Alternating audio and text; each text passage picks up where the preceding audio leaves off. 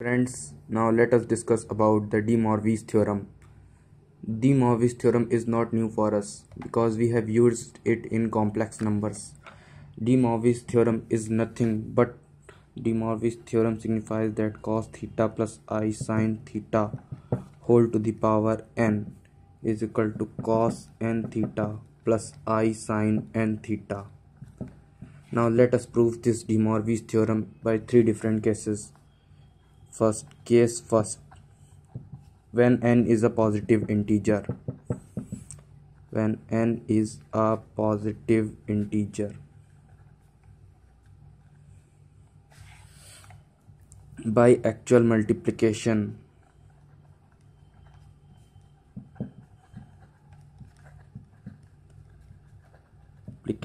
we have cos of theta 1 plus I sin theta 1 into cos of theta 2 plus I sin theta 2,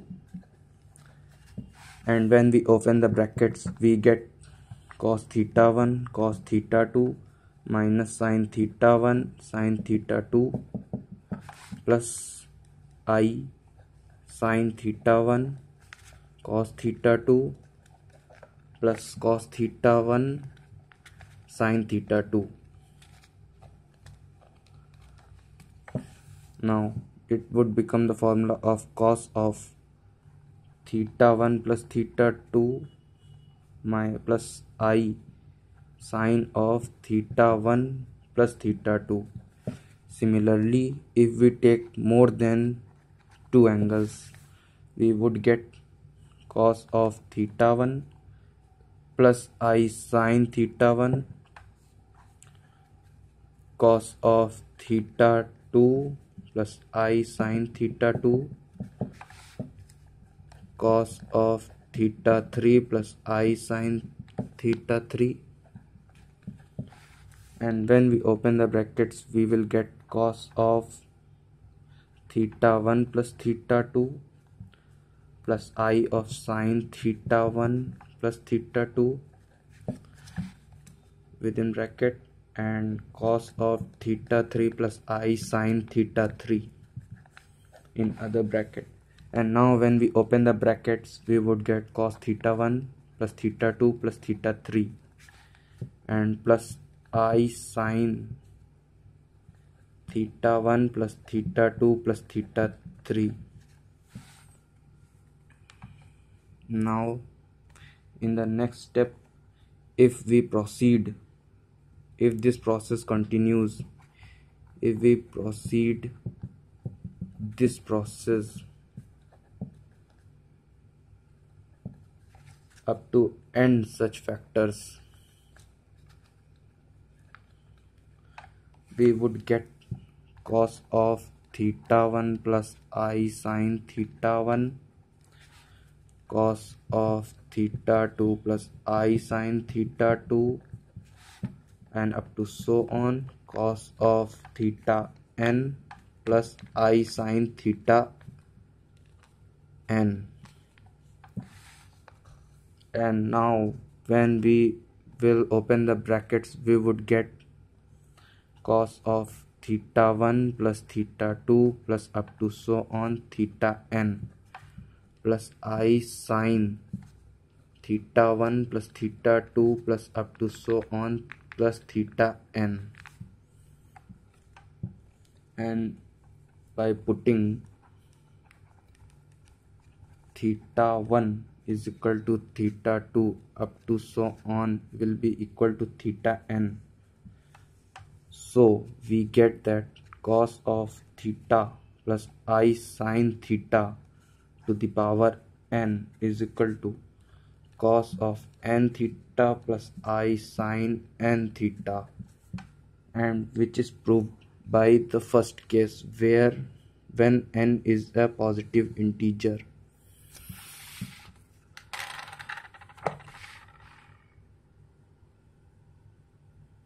Now let us prove by second case. Case second,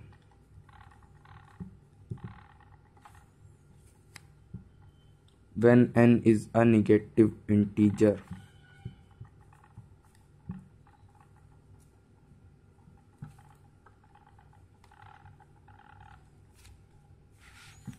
let us suppose that n will be equal to minus m, where m is positive integer.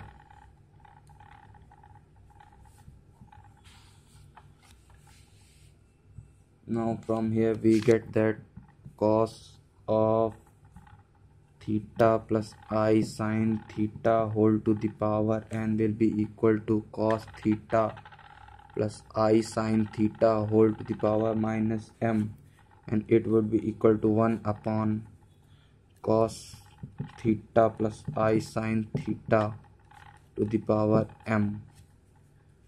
And by case first, in our first case, we would get 1 upon cos of m theta plus I sin m theta by case first. In the next step, we would get that by multiplying it by its conjugate plus I sin m theta into cos of m theta minus I sin m theta upon cos of m theta minus I sin m theta. We would get that cos of m theta minus I sin m theta upon cos square m theta plus sin square m theta.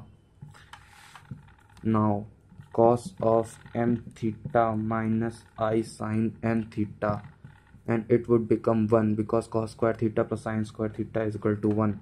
So from here we would get cos of minus n theta minus sin of minus n into theta. Reason because m is equal to minus n, and from here we get cos of minus n into theta minus sin of sin minus n theta. It would be theta inside the bracket, and we get from here cos of n theta plus I sin n theta, and which is the de Morvie's theorem, which we have proved when n is a negative integer. Now let us prove it for the third case. That is nothing but case third,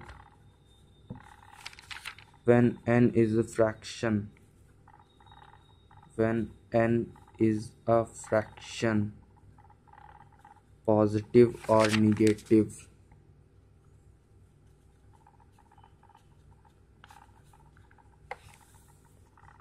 Let us suppose that n is equal to p by q, where q is positive integer, where q is a positive integer and p is an integer, positive or negative.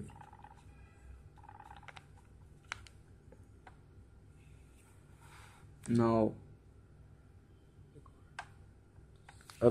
since p is a positive integer,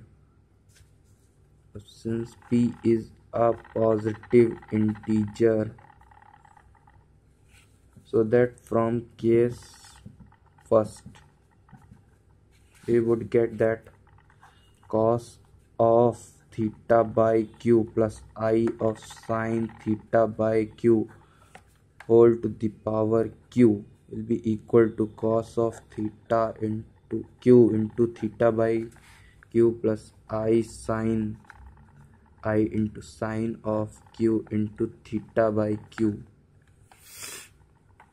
Now taking qth root on both sides,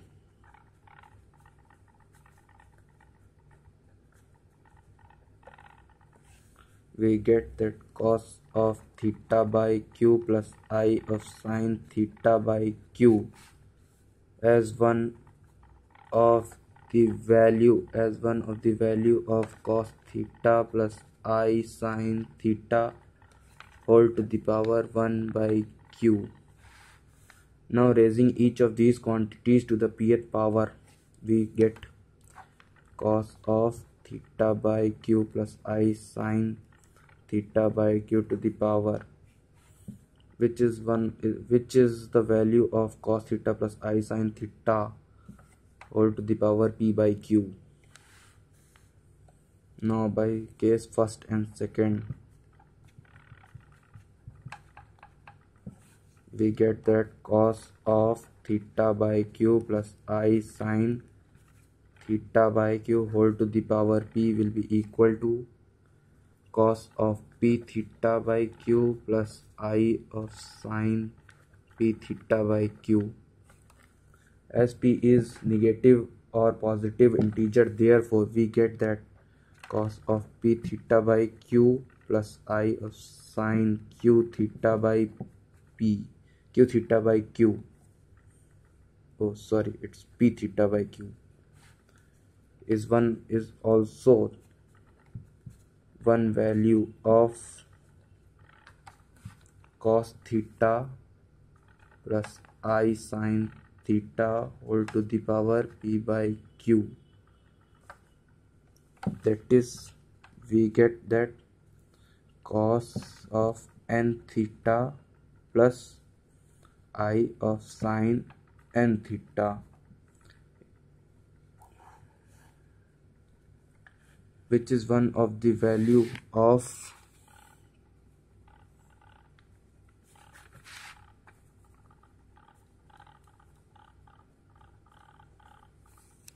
cos of theta plus I theta to the power n, where n is fraction.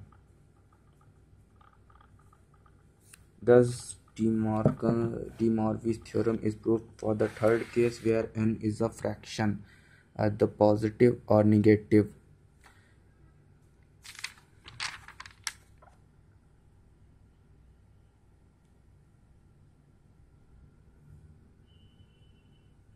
So this is the de Morvie's theorem.